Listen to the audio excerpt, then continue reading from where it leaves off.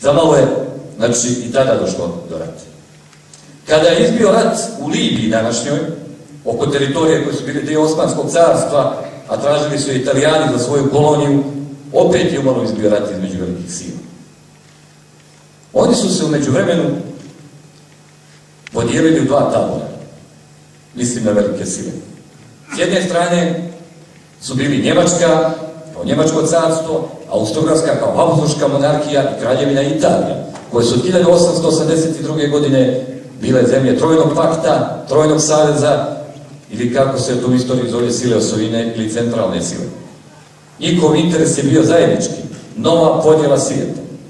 Sa druge strane, kao odbrambeni savez Antante i srdačni savez, koji je formiran tek 1907. među opstrukcije Engleske, nalazili su se Francuska, Rusija, to je Rusko carstvo i Ujedinjeno kraljevstvo Velike Britanije.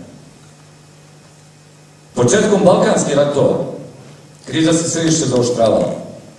Kao što rekao, srpske pobjede koje niko nije očekivao uz pomoć i podršku Rusije, kao i drugih balkanskih saveznika, izazvali su paniku na zapadu. Moralo se nešto preduzeti. U tadašnjoj Bosni i Hercegovini, koja je anektirana od strane Habsburške monarhije, vođen je jedan proces genocida i kulturocida nad srpskim narodom. Benjamin Kalaj, prinudni upravnik Bosne i Hercegovine, zabranio je svoju knjigu Istorija Srba, zabranio srpski jezik, srpski narod, srpski jezik preimenovao u naški, mislio bošnjačku naciju, bošnjački jezik stvarajući bosansku naciju, bosanski jezik. Ja vjerujem da vam se čini sve to poznato u današnje vrijeme. I tada su se Srbi u tadašnjoj Bosni i Hercegovini organizovali. Više se nije moglo voditi borba demokratskim načinom. Formirana je mlada Bosna po uzoru na mladu Italiju. Ta aneksiona kriza je još više bila podgrijana na proglašenje nezavisnosti Bugarske, jer su mlado Turci zauzeli vlast u Carigradu. I onda su se Srbi tada, sve tri vjeroispovijesti, pravoslavne, rimokatoličke i muslimanske, naročito omladina, udružili u mladu Bosnu i odlučili da pruže otpor genocidu. Prvo je Bogdan Žerajić pucao, ali nije pogodio.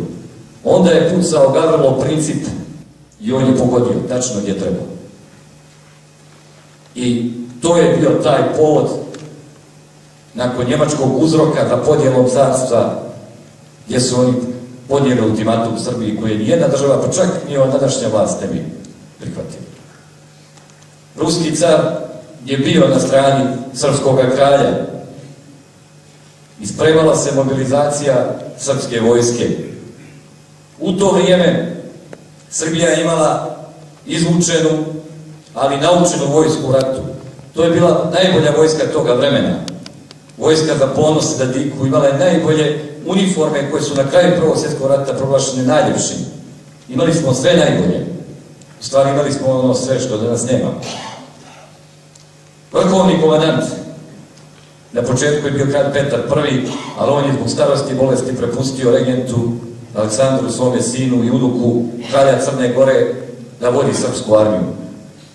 Sa načelnikom Đenoštaba Radomirom Putnikom, vojvodom, prvim srpskim vojvodom iz Balkanskih ratova, pobjedom nad Kumanovom, sa generalima kasnije vojvodama Stepom Stepanovićem, Živojinom Mišićem i Petrom Bojovićem, kao i čuvenim generalom Pavlom Đurišićem Šturmom, lužičkim Srbinom, koji je iz njemačke vojske prešao u srpsku vojsku.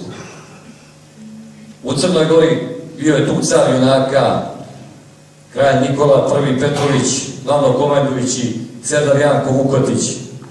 Svi će oni doprinijeti odbrani srpstva. Uprkos svim falsifikatima, u većini udžbenika se uči da su jedino Srbija i Crna Gora u Prvom svjetskom ili Velikom ratu, kako se tada zvao, vodili odbrambeni rat. Svi su drugi vodili osvajačke ratove. Čak se računalo i na Rusiju kao da brani svoje carstvo. Kada je došlo do napada, pokazalo se da nikada ne treba ni precijeniti ni podcijeniti neprijatelja, jer su Austro-Ugari, podcjenjujući srpsku vojsku, udarali tačno tamo gdje ne treba, preko Drine. I tu su poraženi na Cernu. To je bila ne samo prva srpska pobjeda, nego prva saveznička pobjeda u Velikom ratu, koja je izazvala još jednu konfuziju u njemačkim redovima. Svom bezobrazluku nije mogao da se otme Oskar Poćorek, pa još 2 puta udario preko Drine na Srbiju i oba puta bio poražen. I u bici na Drini i u Kolubarskoj bici. U bici na Ceru dobismo drugoga srpskog vojvodu Stepu Stepanovića, u bici na Kolubari trećeg srpskog vojvodu genija Živojina Mišića. To su bile 2 bitke koje se danas izučavaju čak i u neprijateljskim zemljama na vojnim akademijama. Ko se malo potrudi može da nađe na vojnim raspravama da je u Novorusiji zadnja kontraofanziva bila po uzoru na Mišićeve strategije kontraofanzive u bici na Kolubari. Povlačenja, skraćivanja fronta, odmaranja vojske i nagli napad iz povlačenja. To se uči na West Pointu. Beograd je padao 2 puta, ali se junački branio. I na kraju, kada se i Njemačka i Bugarska uključuju u rat, srpska vojska je popustila.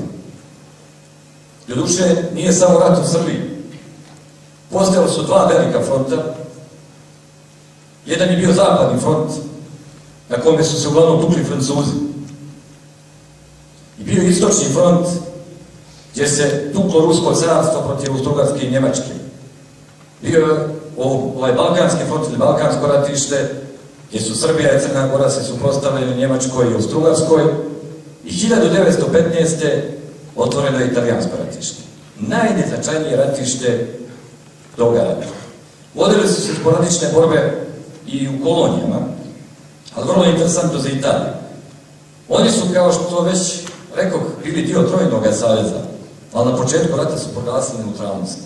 Onda su i sile Atante nudile naše teritorije da uđu u rat na strani Atante. I to se nije samo ponovno u slučaju Italije, nego u slučaju Rumunije i Bugarske. I Londonskim ugovorom, koji je mogao da se uzme kao prava osnova za stvaranje Velike Srbije, 1915. godine Italija ulazi u rat na strani Atante. Te iste godine na jesen Bugari nisu dobili dovoljno srpskih teritorija od Atante i oni ulaze na strani trojnih sila u rat protiv Srbije. Ali 1916. kad je Srbija već bila poražena, ali nije kapitulirala, Rumunija ulazi u rat na strani Atante, jer su joj obećane srpske teritorije poput Banata. U to vrijeme Srbija pritisnuta od Njemačke, Austro-Ugarske i Bugarske, razvojena bolešću, glađu, teškim borbama dugogodišnjim, srpska vojska, srpski narod sa svojim regentom, sa svojim kraljem, komplet jedan narod i država, dobrovoljci iz Bosne, iz Like, iz Srema, povlače se jedino mogućim putem, onim istim koja su pobjedonosno jurišu u Balkanskim ratovima išli na obale Jadranskog mora, u dogovoru sa saveznicima. I to je ta Golgota iz koje će nastati vaskrs srpske države. Kada su Srbi došli na Jadransku obalu, izmučeni, nastradali, ubijani od nauta, od zime, od gladi, zapadni saveznici su se potrudili da ih još jedno 20.000 umre na obalama Jadranskog mora. Jer Italijani i Englezi nisu htjeli da ih prime na brodove. I tada ponovo nastupa ruski car, koji je oštro zaprijetio zapadnim saveznicima da će Rusija izaći iz rata i potpisati separatni mir sa Njemačkom ukoliko se ne pomogne srpskoj vojsci i srpskom narodu. I tek su onda krenuli s izvlačenjem Srba. Ali tada, pazite, prvo konji, pa oružje, pa tek onda ljudi. I tu je umrlo od gladi iznemoglosti još oko 5.000 vojnika. Kada smo napokon prebačeni na krv, onda su se Francuzi tek uključili saveznički.